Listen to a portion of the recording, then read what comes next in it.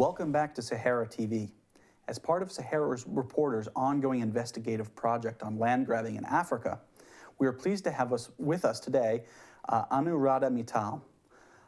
Ms. Mittal is the founder and executive director of the Oakland Institute, an internationally renowned expert on trade, development, human rights, and agriculture issues. She's also the recipient of numerous awards and was named the most valuable thinker in 2008 by Nation magazine. Ms. Mittal has authored and edited numerous books and reports on land and human rights. Ms. Mittal, it's great to have you on the show today. Thank you very much for having me. Can you describe for our viewers the scale of land grabbing problem by foreign companies in Africa? Well, it's very hard to provide a number for the viewers, and the reason for that is that most of these so-called land investment deals that are happening all over the continent, there's such a lack of transparency. There are no official papers and numbers from the governments. And very often we find out about a land grab when the communities whose homes, whose fields are being ripped apart by these bulldozers contact us. So this is a very conservative figure that I will put forward. In 2011, we were able to estimate that just in 1 year, 56 million hectares of land were leased or bought by foreign corporations. Now, that is almost the size of France. The other official figure that the World Bank gives out is that over the last decade, nearly 200 million hectares of land have been leased all over the world, with more than 70% of that being in Africa. Do you find that the impact on Africans differs when the land grabbed is from farming purposes as opposed to land that's grabbed for mining and natural resources for that reason? Well, what we are finding in our research is that when communities are displaced from their land, whether it is for setting up a palm oil plantation or whether it is for mining, the impacts are the same. Because this is the land which is not unused. This is the land which has been used by the communities for growing food, for whatever livelihoods they have, where their homes are. So this kind of forced displacement, which comes with an end of their livelihoods, leads to more food insecurity and growing poverty for them. And then, of course, there are environmental consequences as well, whether it's a large-scale plantation using heavy chemical inputs or whether it is mining operations. So we basically find it is a combination of environmental, social, economic factors which is making local communities basically be the losers in these so-called investment deals which will bring development to Africa. Mm-hmm.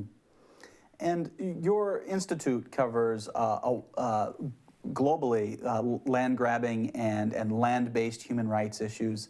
But what can you tell us specifically about dynamics of land grabbing in Nigeria? Well, yes, as a policy think tank, we have been looking at this issue of land investment deals, what the impacts are. We have looked in many countries all over the world. We started this work in Africa. I do need to say that we have not done any detailed country study on Nigeria, but of course we work very closely with the colleagues on the ground. Nigeria, like the rest of the African continent, is being exposed to these so-called foreign investors who are coming in the name of bringing development, improving food security, providing jobs and livelihoods to the local communities, and in return, stealing their lands. Right now, the big issue is around the Dominion Farm, which is registered in Kenya with its headquarters in the United States and controlled by a Canadian. This whole idea, which was sold to the government of Nigeria with the blessings of the G8, that this will improve food security, is really about taking 30,000 hectares of land for a large-scale rice farm, and in the process displacing over 40,000 people. Where will these people go when their jobs are destroyed, when their farms are destroyed? So much for food security. Their access to their own lands where they grew food has been destroyed. So we are finding lack of transparency, foreign corporations coming in with this whole trend of providing jobs using development rhetoric. But what they are doing is further undeveloping communities and are terrible for national economies, and Nigeria is no different. How is it that why is it that Africa is being disproportionately targeted compared to other regions? During your introductory remarks, you'd mentioned that that Africa seems to be bearing the largest brunt of this land grabbing. Why is that? You know, that's an excellent question, because the way, if you were to ask this question of an investor, they would say that because they are doing socially responsible investment, they are interested in Africa because they want to deal with issues of food security and they want to deal with issues of poverty, that they are financed and working with rich donor countries, with the World Bank institution, because this is the way to develop Africa. Now, our research actually points to very different reasons as to why Africa is the target, and this land rush for Africa that's happening, what the real cause is. First of all, you have to look at the price of land. We have looked at hundreds of land deals across Africa. The price of land goes anywhere from as low as 50 cents a hectare. By the way, hectare is the size of a football field, to at most, say, about $7 to $9 a hectare.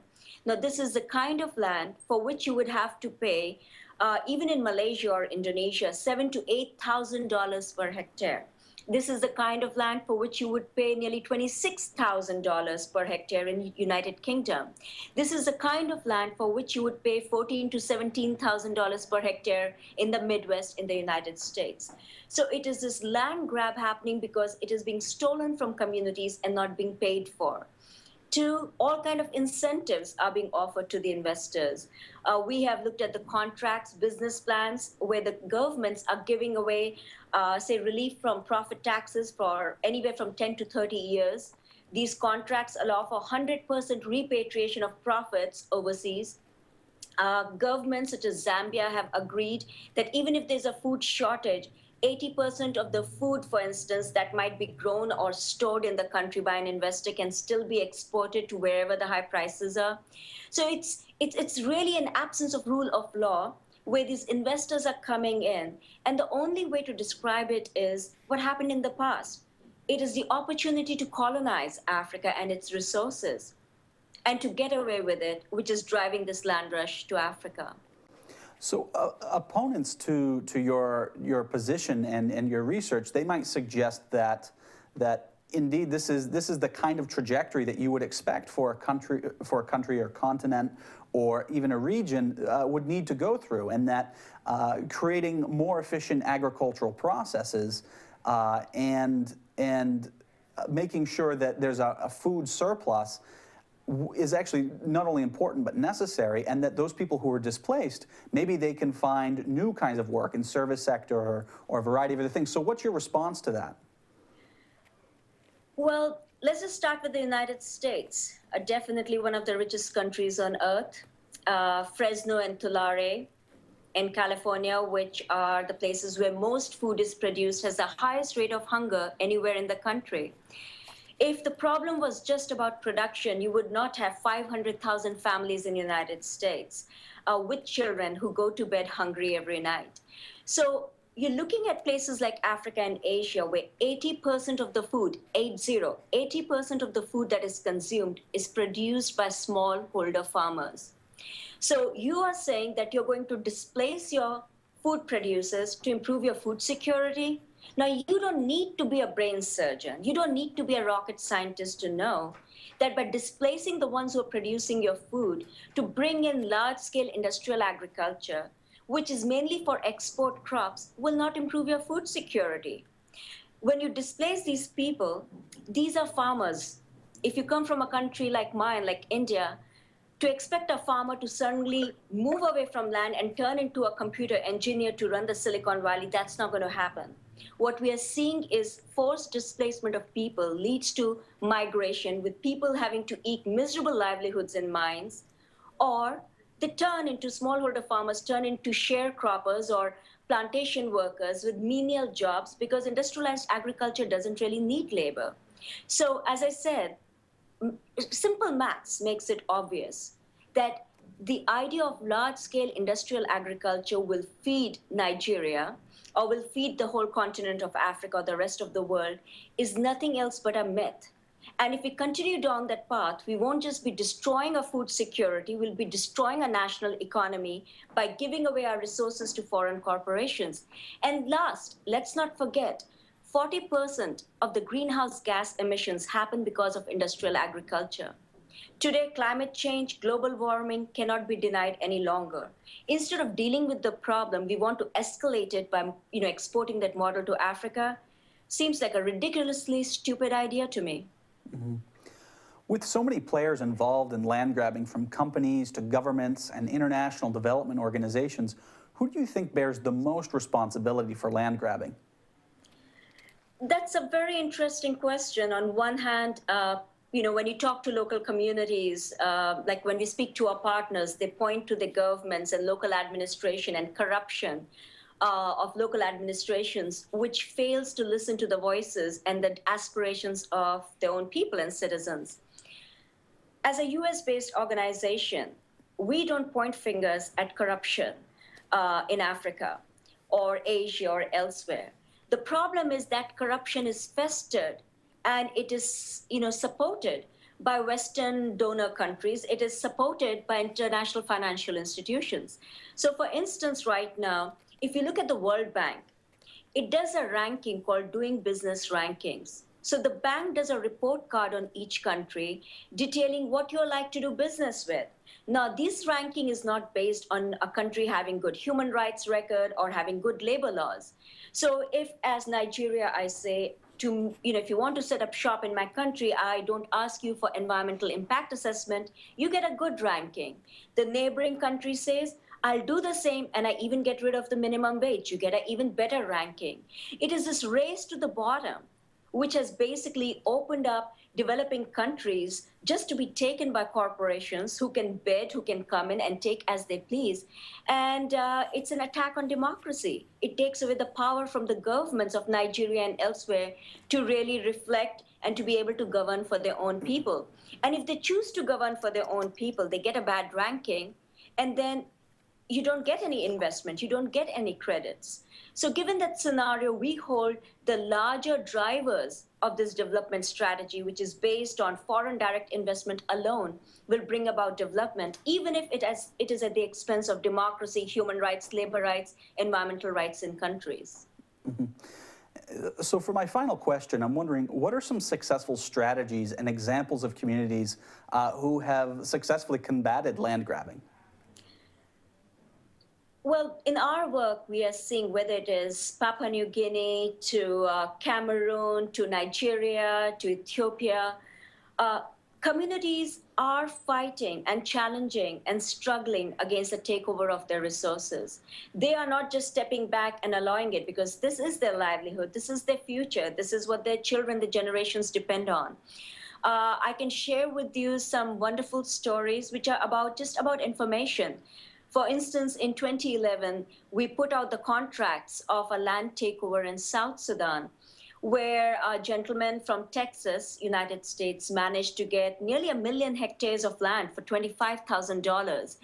And when the contract was released by the Oakland Institute, BBC did a radio show and the local community heard about it. They marched in 2012 and made sure the president of the country canceled that land deal.